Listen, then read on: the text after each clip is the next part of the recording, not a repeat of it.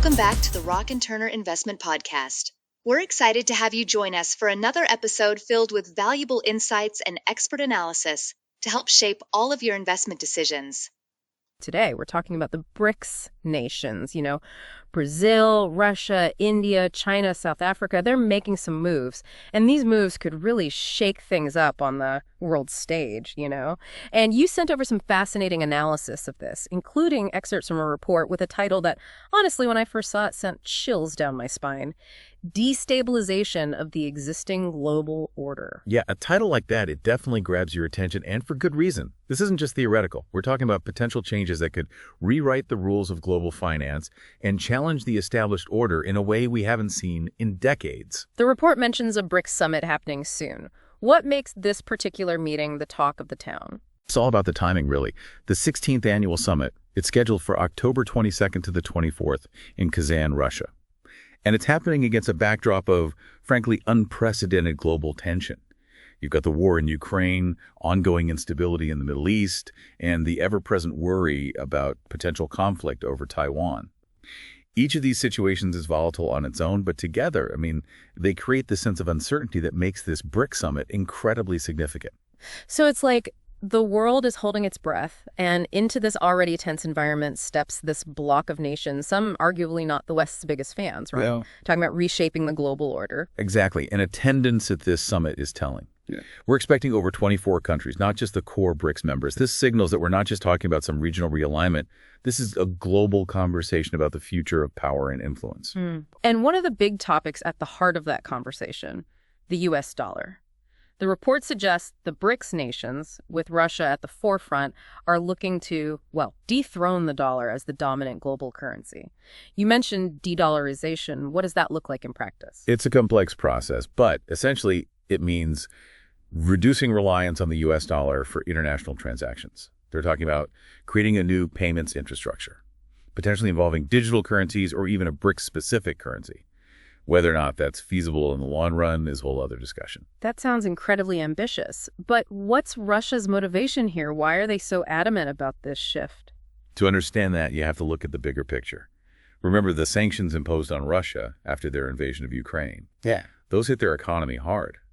By championing this de-dollarization effort, Russia aims to reduce the impact of those sanctions and any future ones, essentially limiting the U.S.'s ability to exert financial pressure on a global scale. So there's a definite element of power play at work here. Absolutely. But it's crucial to understand that the BRICS nations are not a monolith. Each member has its own motivations and internal politics. Okay, let's break down those individual players a bit. Who's aligning with Russia on this and who's hesitant? Well, China sees an opportunity here. They've been strategically laying the groundwork for a while now, establishing alternative payment platforms, forging currency agreements. This initiative plays right into their long-term goal of making the yuan a dominant global currency, which would further solidify their position as a global superpower. That tracks, always thinking long-term strategy. What's India's take on all of this? India's position is more nuanced. While they recognize the strategic advantage of lessening reliance on the dollar, they're wary of China's growing influence within the bloc and hesitant, especially regarding a shared BRICS currency. So a bit of internal friction within BRICS. What about some of the newer members, like Saudi Arabia and the UAE? They've got to be weighing their options carefully. Absolutely. They're intrigued by the idea of diversifying away from the dollar, but they have these deep-rooted economic ties to the U.S. to consider. It's a delicate balancing act for them. Then you have Brazil and South Africa, both primarily focused on economic development. They see this as a chance for greater financial independence, a system that benefits developing nations more equitably. A real mix of motivations. Speaking of which, we can't forget Iran, whose involvement adds a whole other layer of complexity to the situation. The report really emphasizes their role. What are they hoping to achieve?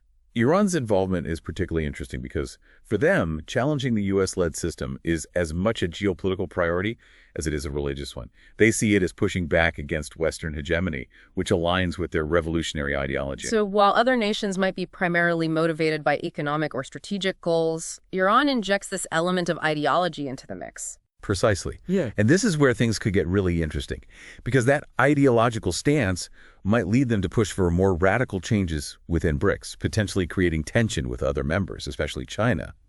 While China is certainly looking to enhance its global standing, they also value their economic ties with the West and might not want to be seen as aligning too closely with Iran's more anti-Western rhetoric. It sounds like navigating those internal dynamics within BRICS will be just as crucial as navigating the relationship with the existing global order. Without a doubt. And this is where the report draws a parallel that's, quite frankly, unnerving. It compares the current geopolitical climate to the fragility of the world just before the end of the Cold War. Wow. Okay, so we're not just talking about economic policy here. We're talking about a potential seismic shift in the global balance of power. And the report doesn't shy away from highlighting potential conflicts that could arise from this shift. It doesn't. And understanding Iran's role in all of this is crucial to grasping the full scope of what's at stake. So we're talking about Iran potentially using this BRICS alliance to further its own geopolitical goals. What does the report highlight as the specific concerns there? Well, the report highlights Iran's history of supporting groups like Hezbollah and Hamas, which are designated as terrorist organizations by many Western nations, as well as their support for Shia militias in Iraq and the Houthi movement in Yemen. Their involvement in these conflicts adds a layer of complexity to the BRICS situation, you see. It sounds like there's a real concern that Iran could leverage a shift in global financial power to bolster these groups, potentially escalating existing conflicts. Precisely. And this puts the other BRICS members in a tricky position. Do they condone or even tacitly support these actions for the sake of maintaining the alliance? Or do they risk fracturing BRICS by taking a stand against Iran? It's a delicate balancing act with potentially significant consequences. Okay, so we've got this web of complex motivations and potential conflicts. But even if we set aside the geopolitical concerns for a moment, can this new system they're proposing even work? I mean, it's one thing to talk about a new global currency or a new payments infrastructure, but actually building it, ensuring its stability, getting enough countries on board, that's a whole other beast. You're absolutely right. It's a massive undertaking. We're talking about establishing trust, ensuring liquidity, navigating incredibly complex regulatory frameworks. And then there are the geopolitical hurdles. The report specifically points out the distrust between China and India, which could easily complicate efforts to implement a unified BRICS strategy. So even within BRICS, there are significant obstacles, competing ambitions, and potential points of friction that could derail this whole initiative. Exactly. And this is where Iran's involvement becomes even more intriguing. While they might push for a more aggressive approach to diminishing Western influence, other BRICS members, particularly China, might prefer a more gradual, less antagonistic transition. Finding a middle ground will be key. It's like they're trying to orchestrate this incredibly complex dance on a global scale, but everyone's hearing a different tune. A very chaotic dance indeed. And it's crucial to remember that each of these countries is ultimately pursuing its own endgame. Russia, as we discussed, wants to regain global standing, weaken the impact of Western sanctions. Iran is seeking greater financial freedom to advance its ideological goals, increase its influence in the Middle East. And China, well, they've always been playing the long game. It seems like this initiative plays perfectly into their goal of establishing the yuan as a major global currency. You're right. This seems to fall right into their lap, strategically. But it's not just about the bigger players like China and Russia. We have to remember that Brazil and South Africa bring their own perspectives and priorities to the table as well. That's true. They often seem to get somewhat overshadowed by their more assertive counterparts within BRICS. It's a common misconception that they have less influence. But the truth is, their roles are crucial to BRICS's overall success. Both Brazil and South Africa, they bring a distinct perspective, focusing heavily on economic development, advocating for a fairer global financial system, one that doesn't disproportionately favor Western nations. They provide a valuable counterbalance to the more assertive agendas of Russia and Iran. Okay, I'm starting to grasp the complexity of this situation. You've got this web of motivations, potential conflicts, and long-term goals all playing out against a backdrop of global uncertainty. But let's go back to that chilling comparison. The report makes the idea that the current climate is reminiscent of the fragility of the world just before the end of the Cold War. What specific similarities do they see, and what kind of conflicts could potentially arise from this power shift? The report emphasizes that the world is at a tipping point. Just as the Cold War saw the U.S. and the Soviet Union vying for dominance, we're now potentially seeing a shift away from a U.S.-led world order to a more multipolar system. The concern is that this transition could create a power vacuum, leading to miscalculations and conflicts as nations scramble to secure their interests. And those conflicts, they wouldn't just be contained within, say, the Middle East or Eastern Europe. We're talking about potential ripple effects across the globe. Absolutely. Take, for example, the existing tensions between China and the West, particularly regarding Taiwan. Any move towards a new financial order that diminishes U.S. influence could embolden China, potentially escalating those tensions into something far more dangerous. It's a delicate situation with global ramifications. This is already a lot to process, and it feels incredibly significant, even if the average person isn't thinking about these global power dynamics on a daily basis. You're right. It's easy to feel disconnected from these massive geopolitical shifts, but the reality is they impact everyone. Let's connect the dots here. How could a move away from the U.S. dollar or a less U.S.-centric world actually impact someone listening to this right now? Well, for starters, let's consider the value of the dollar. If a BRICS currency gains traction, or even if the global demand for the dollar simply drops, we could see inflation and instability in markets worldwide. That means your money might not go as far at the grocery store, your investments could be affected, and global trade could become more expensive and unpredictable, affecting everything from the price of electronics to the availability of certain foods. Wow, those are tangible impacts that hit close to home. And that's just the economic side of things. Geopolitically, a shift in power dynamics could mean a less stable world overall. As we discussed, there's a concern that regional conflicts could escalate without the U.S. playing as much of a peacekeeping role, which has been a cornerstone of international relations for decades. So the possibility of a more chaotic, less predictable world is a real concern. And while the report focuses heavily on these potential downsides, are there any potential upsides to a less U.S.-centric world order? That's the million-dollar question, isn't it? And it's something the report grapples with as well. There's an argument to be made that a more multipolar world could actually be a more stable one in the long run, a world where power is more evenly distributed and no single nation holds all the cards. It's easy to get lost in the geopolitical jargon, but the reality is these shifts could reshape the world as we know it. Exactly. Think of it like this. If the global financial system were a play, right now it's like the U.S. dollar is the lead actor. But with this BRICS initiative, we're seeing other actors, like the yuan, trying to step into the spotlight.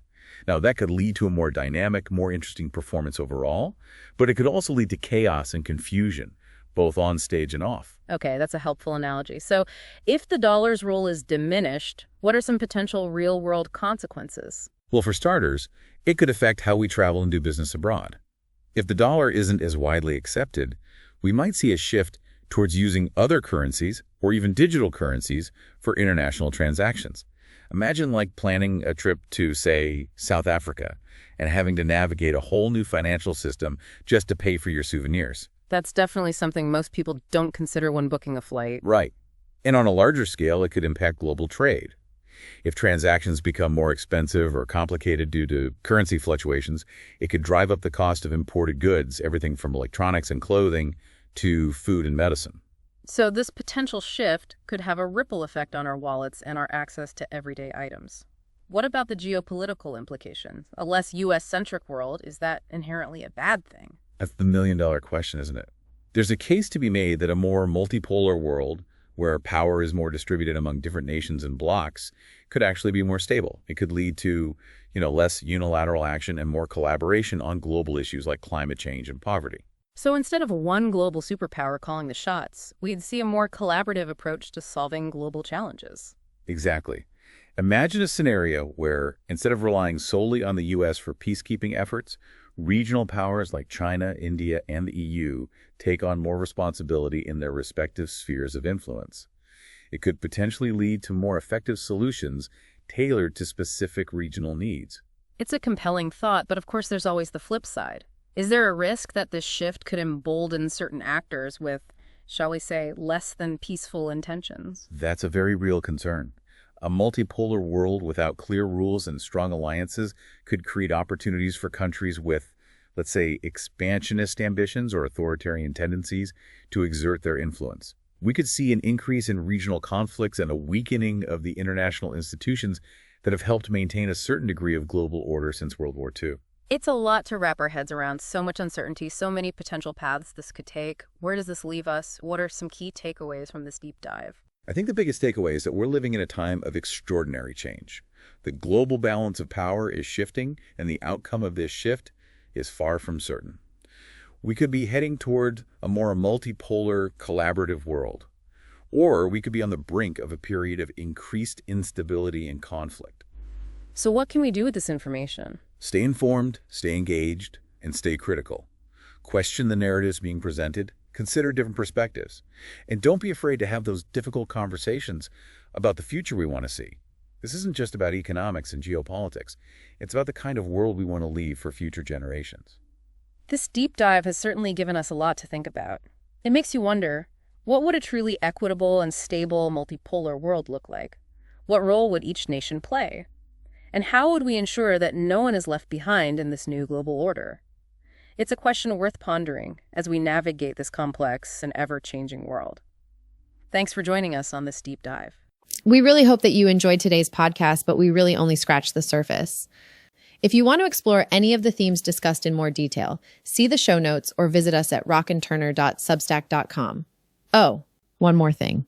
Be sure to like the episode, share it with others, and save it to your favorites so that you don't miss future episodes. Until next time, we wish you every success with your investments.